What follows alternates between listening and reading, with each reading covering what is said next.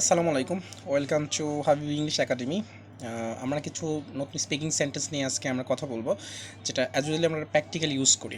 Grammar করার জন্য কিন্তু স্পিকিংয়ের দরকার হয় না, কিন্তু কথা বলার জন্য কিন্তু স্পিকিংয়ের মাস্ট বি দরকার হয়। ঠিক আছে, তো মজার ব্যাপার হচ্ছে আমার প্রাইভেটে যতগুলো স্টুডেন্ট আছে প্রায় দেখা যায় গ্রামারে মোটামুটি বেস্ট, কিন্তু দেখা যায় স্পিকিংয়ের কথা বলেছি তার আমি করবো না। আমার এই যে তাদের একটা নার্ভাস বা তারা কনফিডেন্স না, এটা আসলে দূর করতে হবে। সো প্র্যাকটিক্যালি আমরা এই যে নর্মালি সেন্টেন্সগুলো ইউজ করি, তো সেটা কিন্তু আমরা চাইলে ইংলিশও ইউজ করতে পারি। ঠিক আছে, তো এমন কিছু সেন্টেন্স যেগুলো আমরা প্র্যাকটিস ইউজ করি, আমি নিজেই তৈরি করেছি, এগুলো আমারই লেখা। তো এই সেন্টেন্সগুলো যদি করা যায়, আই হোপ যে ইংলিশে কথা বলাটা খুব ইজি হয়ে যাবে। টোটালি আমরা অনেক সেন্টেন্স তৈরি করেছি, তো পার্ট হিসাবে আমরা তৈরি করব। Okay okay, let start. প্রথম সেন্টেন্স যেটা আছে, the first sentence, why the hell did you do that. সেটার মানে আমি বলে দিব, যদি এখানে বাংলা করা নেই।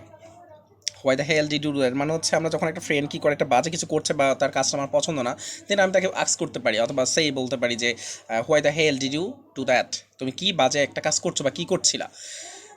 নেক্সট কোশ্চেন দেখো, নেক্সট যেটা আছে স্পিকিং সেন্টেন্স যেটা আছে, what the hell are you doing now. আচ্ছা, একটা হচ্ছে কিন্তু পাস্টের কথা বলে, একটা প্রেজেন্টের কথা বলতে পারে। তুমি এখন কি করছো, ঠিক আছে, সে পড়াশোনা বাদ দিয়ে খেলছে বা কিছু একটা করছে, দেন আমি কিন্তু বলতে পারি যে what the hell are you doing now, তুমি এখন এসব কি করছো পড়াশোনা বাদ দিয়ে, বলতে পারি না। ওকে, থার্ড, সাপোজ আমার ফ্রেন্ড বিদেশ থেকে এসেছে, একজন ফরেনার। আর সাথে আমি বললাম how is going on friend, কী খবর বা কেমন চলছে তোমার দিনকাল। Okay, next one, for how about you, এই সেন্টেন্সটা ইউজ করি আমরা নর্মালি যে তোমার কী খবর। তো এখানে কিন্তু আমরা অনেক কিছুই বলতে পারি, how about your study, okay, how about your plan, future plan, নানান কিছু বলতে পারি। তো এই জিনিসটা দিয়ে কিন্তু আমরা নানানভাবে প্রশ্ন করতে পারি যে তোমার কী খবর, তোমার পড়াশোনার কী খবর, অ্যাজ ইউজুয়ালি সব বলে কিন্তু করতে পারি। Number 5, I don't know what I have done, আমি জানি না আমি কী করেছি। সাপোজ তোমার একটা ফ্রেন্ড তোমাকে বললো যে তুমি এই কাজটা করেছো বা এই জিনিসটা তুমি চুরি করেছো, বাট আমি কিন্তু সেটা করিনি বা সেই ফ্রেন্ড সেটা করেনি। তখন সে চাইলে বলতে পারে আমি আসলেই জানি না আমি এই কাজটা আমি কী করেছি বা আমি করেছিটা কি। I don't know what I have done, আমি এটা বলতে পারি। দেন আমি মনে করো অফিসে আছি, সো আমার এখন যাইতে হবে। ওকে, আমার একটা খুব ইম্পর্টেন্ট কাজ পড়েছে। দেন আমি সেই বলতে পারি যে এরকমভাবে, I have to leave right now, আমার এখনই যেতে হবে কিন্তু। ঠিক আছে, I have to leave right now. Number 5, number 6, number 6 এটা ছিল। Number 7, would you please tell me the way to মক্স। এটা আমরা তখন ইউজ করতে পারি যখন আমরা রাস্তায় হাঁটছি এবং আমাদের দরকার যে আমাদের স্টেশনটা কোন দিকে বা এই জিনিসটা আমরা জানি না। সেক্ষেত্রে আমরা কীভাবে বলতে পারি যে would you please tell me the way to মক্স, এই মসজিদের রাস্তা কোন দিকে। আমরা এখানে চাইলে কিন্তু মসজিদের জায়গায় অন্য কিছু ইউজ করতে পারি, would you please tell me the way to মক্স, অথবা would you please tell me the way to school, would you please tell me the way to I mean station, everything. Okay, we can use.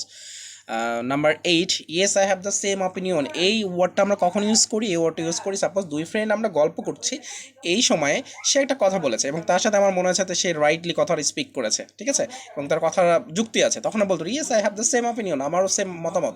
Opinion মানে মতামত। I have a question, খুব normal একটা word, এটা class 6-এর জন্য অনেকে প্রশ্ন করে sir class নিচ্ছে। আমি চাই যে আমার স্টুডেন্টগুলো সব ইংলিশ ভালো করে শিখুক, স্পিকিংটা ভালো করে শিখুক। তো মেইনলি যেটা আমি প্রথমে কিন্তু আমার যেটা আমি ক্লাস নেই, আমি কিন্তু প্রথমে স্পিকিং করাই সবাইকে, দেন আমি গ্রামার করাই। এইটা আমার প্রাইভেটের একটা রুলস আর কি।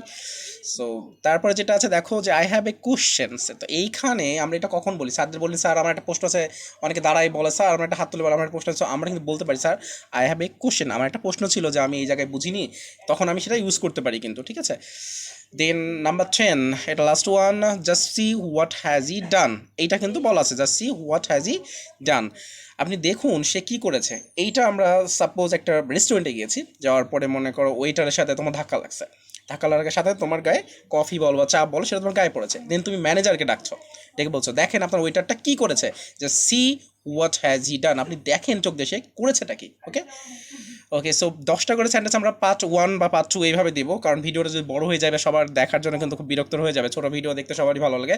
ভিডিও যদি 1 আওয়ার হয়ে যাবে, অনেক বেশি হয়ে যায়, তখন বলবে এত বড় ভিডিও কে দেখবে, ইন্টারেস্ট পাবে না।